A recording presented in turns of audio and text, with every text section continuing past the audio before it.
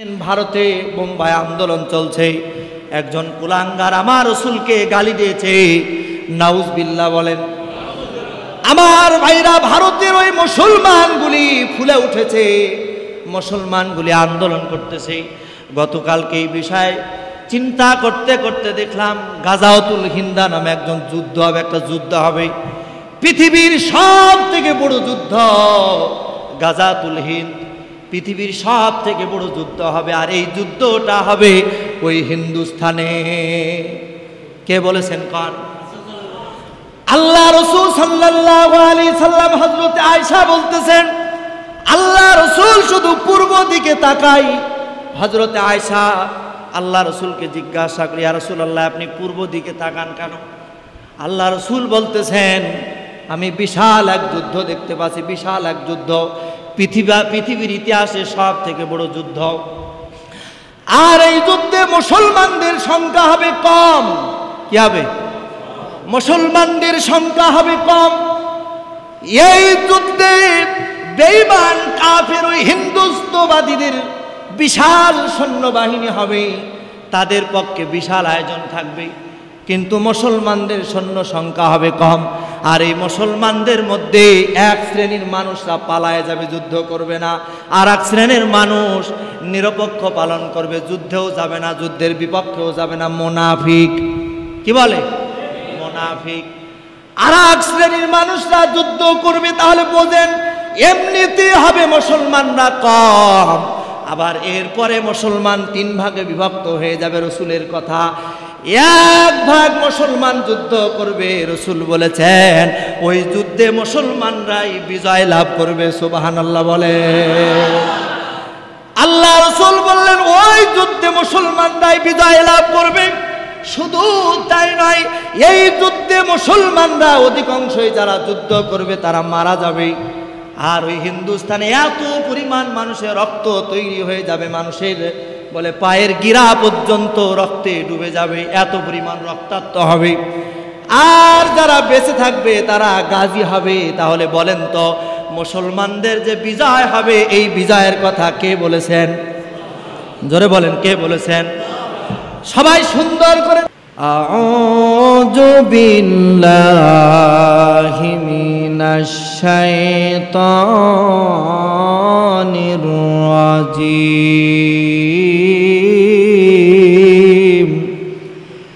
বিসমিল্লাহির রহমানির রহিম। তাবারাকাল্লাযী বিয়াদিহিল মুলকু ওয়া হুয়া আলা কুল্লি শাইইন কাদির।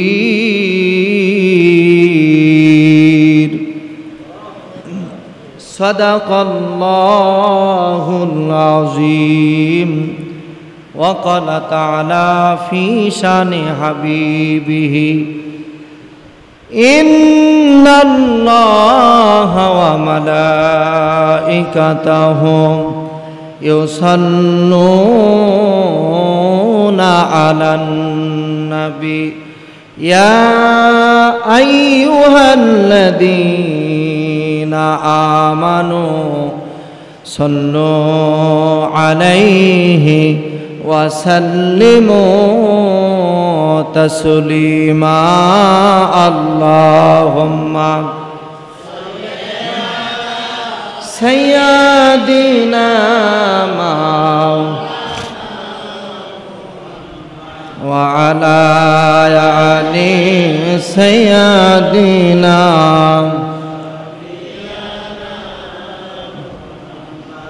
পৃথিবী না জানুক আমি তা জানি, আমি কি পাপ করেছি হায়। পৃথিবী না জানুক আমি তা জানি, আমি কি পাপ করেছি হায়। পাপের বোঝা মাথায় নিয়া বাঁচার উপায় নাই আমার, শোনো হে দয়াময় মাফ করে দাও আমায়। পৃথিবী না জানুক আমি তা জানি, আমি কি পাপ করেছি হায়। লা ইলাহা লা ইলাহা ইল্লাল্লাহ, লা ইলাহা ওয়া সালামু আলা ইবাদিল্লাহিল মুস্তাফা আম্মা বাদ। আল্লাহ তাআলার দরবারে লক্ষ কোটি শুকরিয়া আদায় করছি যে আল্লাহ পাক যে মহান মনিব, মহান সৃষ্টিকর্তা, রাজাধিরাজ, হায়াতের মালিক, মওতের মালিক, যে আল্লাহ পাক আমাদেরকে আজকে এই জুমার দিন দুনিয়ার সমস্ত ব্যস্ততা থেকে ফারেক করে যে আল্লাহ পাক আমাদেরকে সুস্থতা দেয়া জুমার নামাজে আসার তৌফিক দান করলেন। শুকরিয়া তান সকলে জবান ছেড়ে পড়ছি আলহামদুলিল্লাহ। লক্ষ কোটি দরুদ ও সালাম ইমামুল মুরসালিন আশরাফুল আম্বিয়া তাজেদারে মদিনা হাবিবে কিবরিয়া মুহাম্মদ রাসূলুল্লাহ সকলে পড়ছি সাল্লাল্লাহু আলাইহি ওয়াসাল্লাম। সম্মানিত উপস্থিতি, পবিত্র কোরআনুল কারিমে সূরাতুল মুলকের 1 নম্বর আয়াত তেলাওয়াত করেছি। ওই আঙ্গিকে কথা বলার চেষ্টা করব ইনশাআল্লাহ। সম্মানিত ভাইরা, খুবই দুঃখ লাগে, কষ্ট লাগে। আমি নামাজের আগে নসিমন মোড় পর্যন্ত গিয়েছিলাম। তো এই নসিমন মোড় পর্যন্ত যে দেখলাম কত মানুষ ওই মোড়ের উপরে বসে আছে, এখনো পর্যন্ত দোকানটাও বন্ধ করে নাই। তো বলেন, ওই মানুষগুলি যখন মারা যায় জানাজার জন্য আপনারাই বাধ্যবাধকতা হুজুর জানাজা করেন, কিন্তু আসলে ওর জানাজা আর একজন নামাজি মানুষের জানাজা আকাশ আর পাতাল পার্থক্য। যে বেনামাজির জানাজায় জায়েজ নাই, হয়তো আপনাদের চাপে পড়ি, কিন্তু ওই জানাজা আল্লাহর আরশে পৌঁছায় না। ও জানাজা আমাদেরকে কষ্ট দেয়, বড় ব্যথা দেয়। যে জুমার দিনেও যে নামাজে আসার প্রস্তুতি গ্রহণ করে না, এর থেকে বড় হতভাগা আর কপাল পোড়া আল্লাহর জমিনের উপরে আসমানের নিচে আর কেউ হতে পারে না। যে জুমার দিনে যে জুমার নামাজের প্রস্তুতি নিতে পারে না।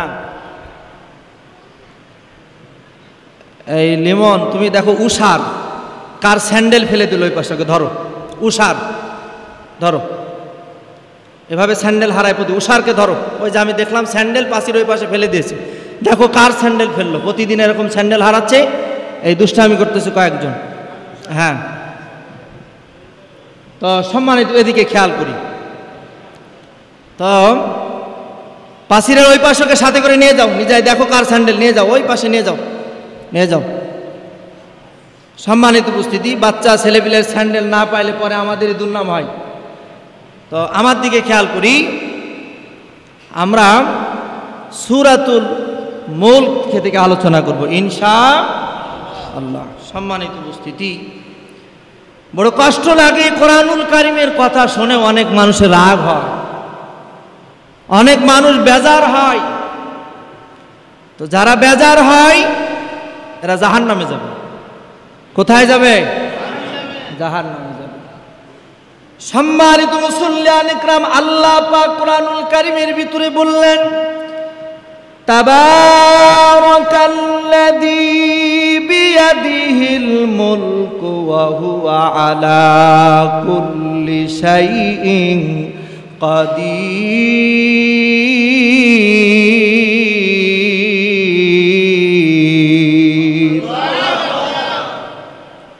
আল্লাহ রাব্বুল আলামিন সূরাতুল মুলকের 1 নম্বর আয়াতে আল্লাহ পাক বলছেন, সকল বরকতময় মহিমা সেই সত্তার, রাজত্ব যার হাতের মুঠের মধ্যেই।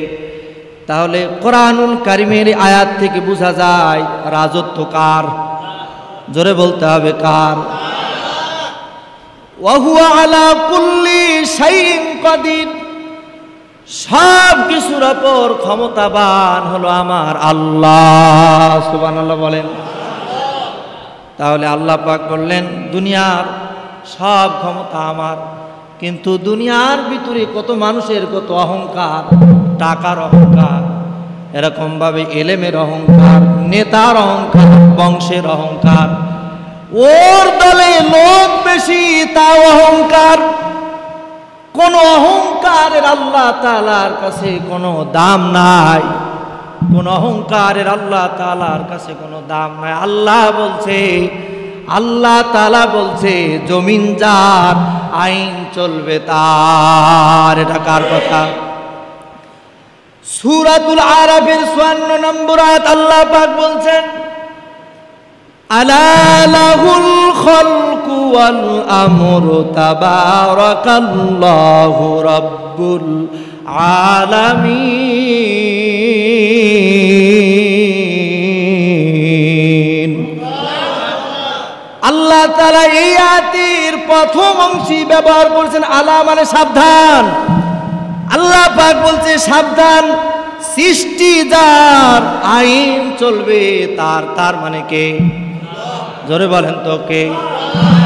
বলছে সাবধান, সৃষ্টি যার আইন চলবে তার। শাসন করার অধিকার অধিপতি একমাত্র আমার আল্লাহ তাআলার। তাবারাকাল্লাহু রাব্বুল আলামিন, ওই বরকতময় বিশ্ব জগতের মালিক, তিনি শাসন করবেন, তিনার আইনে চলবে। তাহলে আমি কোরআন থেকে কথা বলছি, তাহলে কোরআনুল কারীম যেটা বলছে এই জমিন যার আইন চলবে, এটা কার কথা? এটা আমি বলছি? কোন নেতা বলেছে? কে বলেছেন? আল্লাহ তাআলা। আল্লাহ পাক জমিন যার আইন চলবে তার, দুনিয়ায় কারোর আইন চলবে না আল্লাহর আইন বাদ দিয়া। সম্মানিত ভাইরা আমার, আল্লাহ তাআলা কোরআনুল কারীমের অন্য আয়াতের ভিতরে বলছেন ইউদাব্বিরুল আমরু মিনাস সামাই ইলাল আরদি সুম্মা ইয়ারুজু ইলাইহি ফি ইয়াউমি কানা মিকদারুন। আল্লাহ তাআলা বলছেন আকাশ থেকে জমিন পর্যন্ত, আকাশ থেকে জমিন পর্যন্ত সকল কিছুর ব্যবস্থাপনা, পরিকল্পনা, সমস্ত নিয়ম কানুন আইন চলবে আল্লাহ। আল্লাহ পাক বলছেন জমিনে আইন চলবে আল্লাহ তাআলা। কোরআনের কথা, সূরাতুল আর সিজদার ৫ নম্বর আয়াত। কোরআনের সাথে কারো শত্রুতা আছে নাকি? আছে নাই কারো শত্রুতা? কোরআনের সাথে কারো শত্রুতা নাই। আমার ভাইরা খুব হৃদয়ের কান দিয়ে শুনুন, এই দুনিয়ার ভিতরে যদি আল্লাহর আইন চলে, তাহলে দুনিয়ার ভিতরে আপনি তাকায় দেখেন, আমি কত মানুষকে খেয়াল করে দেখি, আহারে কত মানুষ এই দুনিয়ায় কত কিছুর অহংকার, কত কিছুর অহংকার করতেছে। কোনো অহংকার থাকবে না, কোনো অহংকার থাকবে না। দুনিয়ার ভিতরে সব থেকে বেশি গুরুত্ব দিতে হবে আমার আল্লাহ তাআলাকে। আল্লাহ পাক হাদিসের ভিতরে রাসূল আকরাম সাল্লাল্লাহু আলাইহি সাল্লাম বলেছেন যে আল্লাহ এবং আল্লাহ রাসূলকে দুনিয়ার 8টা জিনিস থেকে বেশি না ভালোবাসবে, বলছে সে হচ্ছে আল্লাহ রাসূলের দলভুক্ত নয়। সুবহানাল্লাহ। তাহলে এই দুনিয়ার ভিতরে সব থেকে কাছের মানুষ মা, তারপরে বাবা, আল্লাহ পাক, মা বাবা, আত্মীয় স্বজন, নেতা নেত্রী, বলে এরকম ভাবে 8 শ্রেণীর মানুষের থেকে টাকা পয়সা ধন দৌলত, বলে এরকম 8 শ্রেণীর থেকে 8টা বিষয় থেকে আমার আল্লাহ তাআলাকে বেশি ভালোবাসতে হবে। তাহলে এই দুনিয়ায় সব থেকে বড় রাজত্ব ক্ষমতার মালিক হলেন আমার আল্লাহ। এটাকে বোঝা যায়, এটাকে বোঝা যায়। এই জন্য কোনো অহংকার করা যাবে না। কিসের এত অহংকার আপনার? কোনো অহংকার করা যাবে না। অথচ দুনিয়ার ভিতরে আমরা দেখতেছি মসজিদে আজান হয়ে গেছে, আজান হওয়ার পর আমার ভাইরা মসজিদে নামাজে আসে না, গল্প করে। তাহলে বলেন তো, নামাজের ভিতরে আমার আল্লাহ পাক ডাকলো, নামাজে আসলো না, দোকানে বসে থাকলো, ওই লোকটিকে আল্লাহকে ভালোবাসলো? জোরে বলেন তো বাসলো? আল্লাহ তাআলাকে ভালোবাসে নাই। আমার ভাইরা, এমন নেতার সাথে আপনি গল্প কইলেন না যেই নেতা নামাজ আজান হয়ে গেছে, আপনাকে নামাজে দিতে দেয় না, নামাজের সময় চলে যায়, আপনি মসজিদে আসতে পারেন না।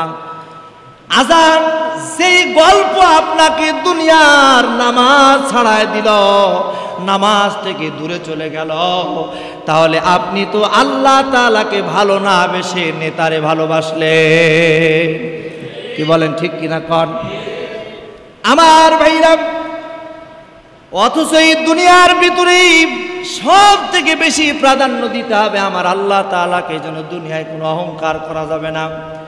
আপনি এখন মারা যান, মারা যাওয়ার পর একটা মানুষকে যখন কবরের ভিতরে রেখে দেওয়া হয়, আমার ভাইরা মাত্র 6 দিন যখন চলে যায়, চিকিৎসা বিজ্ঞানীরা গবেষণা চালিয়ে দেখেছে মাত্র 6 দিন যখন লাশটার কবরের ভিতরে বয়স হয়ে যায়, বলে এই যে হাতের ভিতরে দেখতেছেন যেই নখগুলি কত শক্ত, এই নখ এই 6 দিন যখন হয়ে যায় হাতের নখগুলি সব খসে খসে পড়ে যায়। কিসের আপনার এত অহংকার? কিসের এত আপনার নেতার বড়াই? কিসে আপনার টাকার অহংকার? কিসে আপনার নেতার অহংকার? কিসে আপনার বংশের অহংকার? কিসের আপনার দলের এত অহংকার? 6 দিন যখন চলে যাবে, বলে এই নখগুলি সব খসে খসে পড়ে যাবে। এরপরে যখন ওই লাশটি যখন কবরে রাখার পর 9 দিন যখন বয়স হয়ে যায়, এই 9 দিন পর মাথার যেই চুলগুলি, আহারে মাথার এই চুলগুলি, মুখের এই দাড়িগুলি সব খসে খসে পড়ে যাবে। অথচ দুনিয়ার ভিতরে চুল গলা যখন পেকে যায়, এমনও মানুষ আছে চাচা বলে ডাকবে, তাই চুলের মধ্যে কলপ লাগায়। কথা বলেন, ঠিক কিনা কন? আমার ভাইরা, কত যত্ন, আত্মীয়র বাড়ি যাবে চুলটা কত যত্ন করে। নাপিতের দোকানে গেলে 60 টাকা 70 টাকা, এমনকি 400 টাকা দিয়েও কাটিং করে মানুষ এই চুলের কাটিং। তবে আমি জীবনে 60 টাকার উপরে কাটিং করি নাই। যখন গ্রামে ছিলাম, গ্রামে এখনো পর্যন্ত আমাদের বাজারে নাপিত বসে, নাপিত একটা টুলের উপরে বসায় দেয়, উনি আর এক টুলে বসে থাকে। এখনো মাটির ওপরে বসে মানুষ দাড়ি শেভ করে, চুল কাটে। আমি কিছুদিন আগেও গ্রামে যে দেখলাম এই দৃশ্য এখনো আছে। আমার ভাইরা, এত সুন্দর আপনার যত্ন, এই চুলগুলি সব আপনার খসে খসে পড়ে যাবে, চুলগুলি আপনার মাথায় থাকবে না। আপনি যেই দাড়ির মধ্যে পোস্ট লাগা, আজকে দাড়ির কথা বললে অনেকে বেজার হয়। ভাইয়ের থেকে চাচার দাম বেশি। কথা বলেন, ঠিক কিনা কন? চাচা শব্দের মান বেশি না ভাই শব্দের মান বেশি? চাচা শব্দের মান বেশি। তাহলে আপনি নিজেকে ইচ্ছা করে আপনার সম্মান লুটাচ্ছেন। কথা বলেন। আমার ভাইরা, বলেন তো, দুনিয়ার ভিতরে এখানেই যারা আছে আমরা, আল্লাহর কোরআনের সাথে কারো শত্রুতা আছে নাকি? আল্লাহর কোরআনের সাথে শত্রুতা যদি না থাকে, কোরআনের কথা বললে কেন আপনার কাছে রাজনীতি মনে হয়? তাহলে আপনি বুঝা গেল আল্লাহকে ভালোবাসেন না, দুনিয়া রাজনীতিকে আপনি বেশি ভালোবাসেন। কথা কন, ঠিক কিনা? আপনার হৃদয় দেয়া বিছানায় মাথা রেখে আপনি চিন্তা করবেন, আল্লাহ, যে আল্লাহ পাক আমাকে বানালেন, যে আল্লাহ পাক আমাকে এত সুন্দরভাবে দুনিয়ায় পাঠালেন। আপনার হৃদয়কে একবার প্রশ্ন জাগে না যে জমিন যার আইন চলবে তার? এটা কার কথা বলেন? আল্লাহ তাআলার কথা। আমার ভাইরা, এরপরে যখন ওই লাশটার 17 দিন বয়স হয়ে যায়, ওই লাশটা যখন 17 দিন হয়ে যায়, 17 দিন বলে তার পেটটা এরকম ভাবে ফেটে যায়, সারা শরীরের ভিতরে পোকা লেগে যায়। এই 17 দিন যখন হয়ে যায়, তার শরীরের এই গোশতগুলি সব পোকাতে খেয়ে ফেলে। এত সুন্দর শরীর, এই শরীরটাকে ভালো রাখার জন্য কত যত্ন। একটু শরীর খারাপ বলে ডাক্তারের কাছে যাই। আমার ভাইরা, শরীরের ভিতরে কোনো অশান্তি শুরু হয়ে গেলে লক্ষ লক্ষ টাকা খরচ করে দুনিয়ায় বাঁচার জন্য, অথচ মরণের পর জাহান্নাম থেকে বাঁচার জন্য কোনো চেষ্টাই করে না। কি জোরে বলেন ঠিক কিনা কম? আমার ভাইরা, আপনি জাহান্নাম থেকে বাঁচার জন্য কি চেষ্টা করলেন হৃদয়ের কাছে প্রশ্ন করেন। এই মুসল্লিদেরকে যদি প্রশ্ন করা হয় দোয়ায়ে কুনুত জানেন কে কে? হাত তোলেন। আমার মনে হয় 2-10টার বেশি হাত উঠবে না। কথা কোন ঠিক কিনা? কয় দোয়া কুনুত জানি না, দোয়ায়ে কুনুত জানি না, ইখলাস পড়ে ইখলাস। আমার ভাইরা, আপনি সারা জীবন চেষ্টা করলেন না, অথচ আপনি আপনার নেতার পিছনে কি পরিমাণ সময় দিলেন, আপনি দোয়ায়ে কুনুত জানেন না।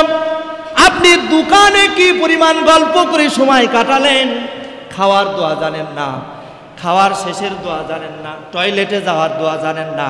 একবার বিবেকের কাছে প্রশ্ন করুন, টয়লেট থেকে বের হওয়ার দোয়া জানেন না, ঘুমানোর দোয়া জানেন না, ঘুম থেকে উঠার দোয়া আপনি জানেন না, রাস্তায় বের হওয়ার দোয়া জানেন না, 4টা-5টা ছেলের বাপ হয়ে গেছেন, স্ত্রীর সাথে মিলামিশার জন্য একটা দোয়া আছে, সেই দোয়া আপনি জানেন না। স্ত্রীর কাছে কিভাবে যেতে হয় তাও আপনি জানেন না। কি বলেন ঠিক কিনা কন? কি অহংকার আপনি করেন! আপনার অহংকারের আমার আল্লাহর কাছে 5 পয়সার দাম নাই। কথা বলেন ঠিক কিনা? আমার ভাইরা, আপনার বিবেকের কাছে আপনি প্রশ্ন করেন, আপনি নামাজটাই ঠিকভাবে জানেন না। অনেকে নামাজের শুরুতেই যে সানা করতে হয় সেইভাবে জানে না। আপনার বিবেকের কাছে প্রশ্ন করেন, আপনি সূরা ফাতিহা জানেন না। সূরা ফাতিহা কেউ যদি আলহামদুর জায়গায় কেউ যদি আলহামদু বলে, আলহামদু শব্দের অর্থ প্রশংসা, আর কেউ যদি হায়ের জায়গায় হা বলে, ওর অর্থ হয়ে যায় ছিঁড়া কথা। কি কথা? তাহলে আপনি কি নামাজ পড়লেন?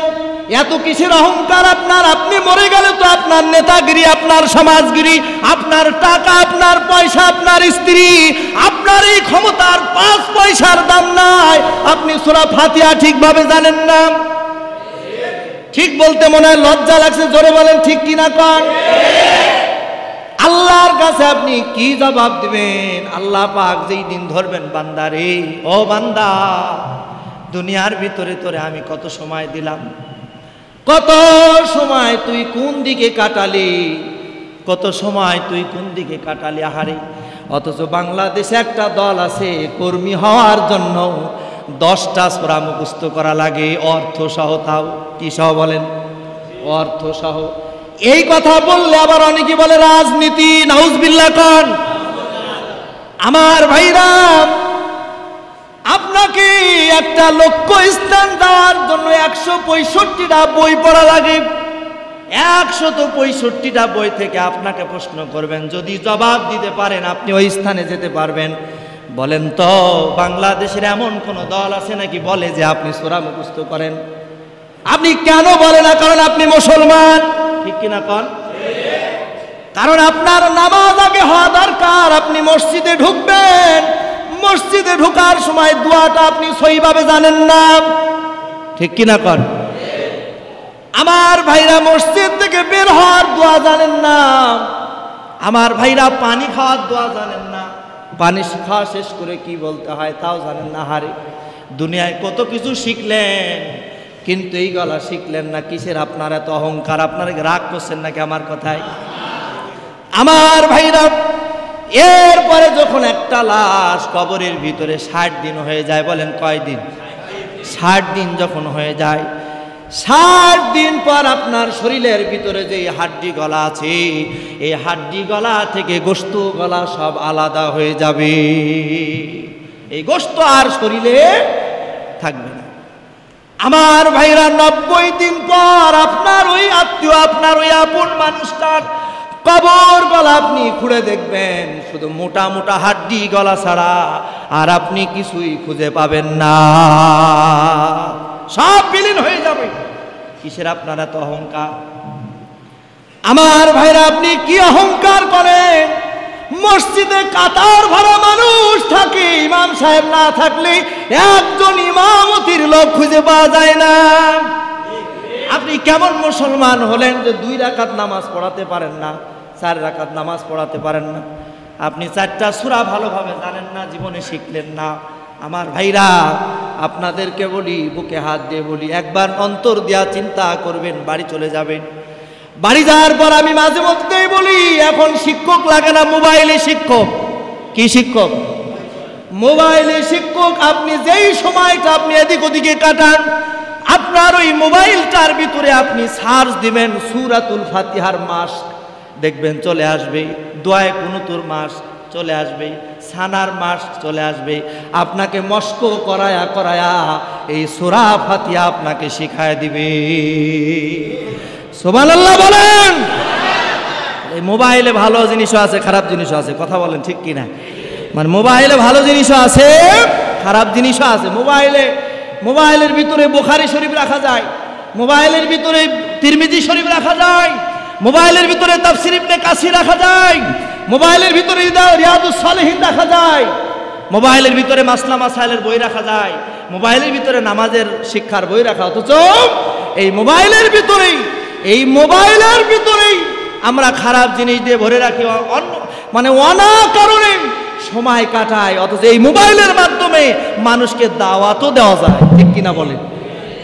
মোবাইলের মাধ্যমে মানুষকে দাওয়াতও দেওয়া যায়, কিন্তু মোবাইলটা আপনাকে সঠিক পথে ব্যবহার করতে হবে। যদি ব্যবহারটা খারাপ হয়, তাহলে মোবাইল আপনাকে খারাপ পথে নিয়ে যাবে। কি বলেন ঠিক কিনা? ও দেশে মোবাইল আইছে, চিঠি বন্ধ হয়ে আছে। দেশে মোবাইল আইছে, চিঠি বন্ধ হয়েছে, দেওয়ানা বানাইছে। পোলা মাইয়ার মনের কথা বাতাসে ভাসে। ঠিক বলতে মানে লজ্জা পাচ্ছেন আপনারা? মোবাইলের ভিতরে এগুলো শোনে না তো, সব খালি সেটিং হয়। কি হয়? সেটিং হয়।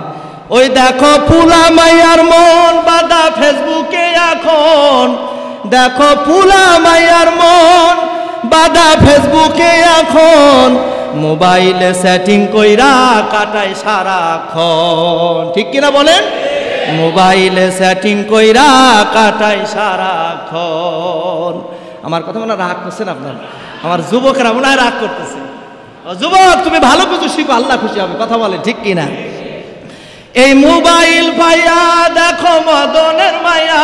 ঠিক কিনা বলেন? এরকম সমস্যা হচ্ছে না? এই মোবাইল পাইয়া দেখো মদনের মায়া, কি কাণ্ড ঘটাইছে। স্বামী সংসার রাইখা মরে পালায়া গেছে। এরকম আছে না? জোরে বলেন, আছে না নাই? রাগ করলেন মনে হয় আমার কথা শুনে। মোবাইল একটা ভালো জিনিস। মোবাইলের ভিতরে আমি গতকাল আসরের পর একটা দাওয়াতি কাজ করলাম। আপনি দাওয়াতি কাজ করতে ফেসবুকের ভিতরেই, এই যে আজকে জুমার দিন, আপনি মোবাইলের বৃহস্পতিবারে সন্ধ্যার মধ্যে একটা পোস্ট করলেন যে আগামীকাল জুমার দিনের জন্য প্রস্তুতি নিন।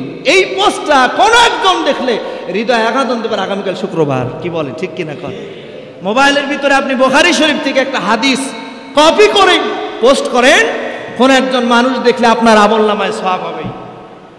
সম্মানিত ভাইরা, মোবাইল দিয়েও ভালো কাজ করা যায়। সম্মানিত ভাইরা, এই জন্য আমার ভাইরা, দুনিয়ায় কোনো অহংকার নেই, একমাত্র অহংকার আল্লাহ তাআলার। কথা বলে ঠিক কিনা? কর একমাত্র অহংকার আল্লাহ তাআলার। আর সমস্ত এই দুনিয়ার সমস্ত কিছু থেকে সমস্ত ভালোবাসা হবে আল্লাহর জন্য। কার জন্য? যারা বলেন কার জন্য? আল্লাহর জন্য। আমার ভাইরা, আপনারা শুনেছেন ভারতে বোম্বাই আন্দোলন চলছে। একজন কুলাঙ্গার আমার রাসূলকে গালি দিয়েছে। নাউজুবিল্লাহ বলেন। আমার ভাইরা, ভারতের ওই মুসলমানগুলি ফুলে উঠেছে, মুসলমানগুলি আন্দোলন করতেছে। গতকালকে এই বিষয়ে চিন্তা করতে করতে দেখলাম গাজাওয়াতুল হিন্দা নামে একজন যুদ্ধ হবে, একটা যুদ্ধ হবে। পৃথিবীর সব থেকে বড় যুদ্ধ গাজাতুল হিন্দ, পৃথিবীর সব থেকে বড় যুদ্ধ হবে। আর এই যুদ্ধটা হবে ওই হিন্দুস্থানে। কে বলেছেন? কোন? আল্লাহ রাসূল সাল্লাল্লাহু আলাইহি সাল্লাম হযরত আয়েশা বলতেছেন, আল্লাহ রাসূল শুধু পূর্ব দিকে তাকাই। হযরত আয়েশা আল্লাহ রাসূলকে জিজ্ঞাসা করি, ইয়া রাসূলুল্লাহ, আপনি পূর্ব দিকে তাকান কেন? আল্লাহ রাসূল বলতেছেন, আমি বিশাল এক যুদ্ধ দেখতে পাচ্ছি, বিশাল এক যুদ্ধ, পৃথিবীর ইতিহাসে সব থেকে বড় যুদ্ধ।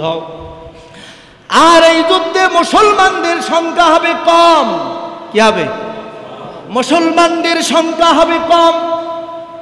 এই যুদ্ধে বেঈমান কাফের ওই হিন্দুত্ববাদীদের বিশাল সৈন্যবাহিনী হবে, তাদের পক্ষে বিশাল আয়োজন থাকবে, কিন্তু মুসলমানদের সৈন্য সংখ্যা হবে কম। আর এই মুসলমানদের মধ্যে এক শ্রেণীর মানুষরা পালায়ে যাবে, যুদ্ধ করবে না, আর এক শ্রেণীর মানুষ নিরপেক্ষ পালন করবে, যুদ্ধেও যাবে না, যুদ্ধের বিপক্ষেও যাবে না, মুনাফিক। কি বলে? মুনাফিক। আর এক শ্রেণীর মানুষরা যুদ্ধ করবে। তাহলে বোঝেন এমনিতে হবে মুসলমানরা কম, আবার এরপরে মুসলমান 3 ভাগে বিভক্ত হয়ে যাবে। রসুলের কথা, 1 ভাগ মুসলমান যুদ্ধ করবে। রসুল বলেছেন ওই যুদ্ধে মুসলমানরাই বিজয় লাভ করবে। সুবহানাল্লাহ বলে। আল্লাহ রসুল বললেন ওই যুদ্ধে মুসলমানরাই বিজয় লাভ করবে। শুধু তাই নয়, এই যুদ্ধে মুসলমানরা অধিকাংশই যারা যুদ্ধ করবে তারা মারা যাবে। আর ওই হিন্দুস্তানে এত পরিমাণ মানুষের রক্ত তৈরি হয়ে যাবে, মানুষের বলে পায়ের গিরা পর্যন্ত রক্তে ডুবে যাবে, এত পরিমাণ রক্তাক্ত হবে। আর যারা বেঁচে থাকবে তারা গাজী হবে। তাহলে বলেন তো, মুসলমানদের যে বিজয় হবে, এই বিজয়ের কথা কে বলেছেন? জোরে বলেন, কে বলেছেন? সবাই সুন্দর করে নামটা বলেন তো। মুহাম্মদ বলেন, সাল্লাল্লাহু আলাইহি ওয়াসাল্লাম। মুহাম্মদ সাল্লাল্লাহু আলাইহি সাল্লাম বলেছেন। তাহলে মুহাম্মদের কথা সত্য না মিথ্যা? অনেকে বলে ভারতে 120 কোটি মানুষের ভিতরে, বলে 120 কোটি মানুষের ভিতরে মুসলমান মাত্র অল্প, কিভাবে মুসলমানরা বিজয় হবে? আসলে বিজয় তো আমার আল্লাহর হাতে। জোরে বলেন, বিজয় কার হাতে? আল্লাহর হাতে। বিজয় হচ্ছে আল্লাহ তাআলার হাতে। কাফের বেঈমানদের পক্ষে তাকে শয়তান কে? জোরে বলেন, কে? আর মুসলমানদের পক্ষে তাকে আমার আল্লাহ। সেই আল্লাহ তাআলাকে আল্লাহ বলে ডাকলে কতই না মজা লাগে, কতই না ভালো লাগে। সম্মানিত ভাইরা আমার, কথা আর অনেক ছিল, সময় শেষ হয়ে গেছে, আর বলতে পারলাম না।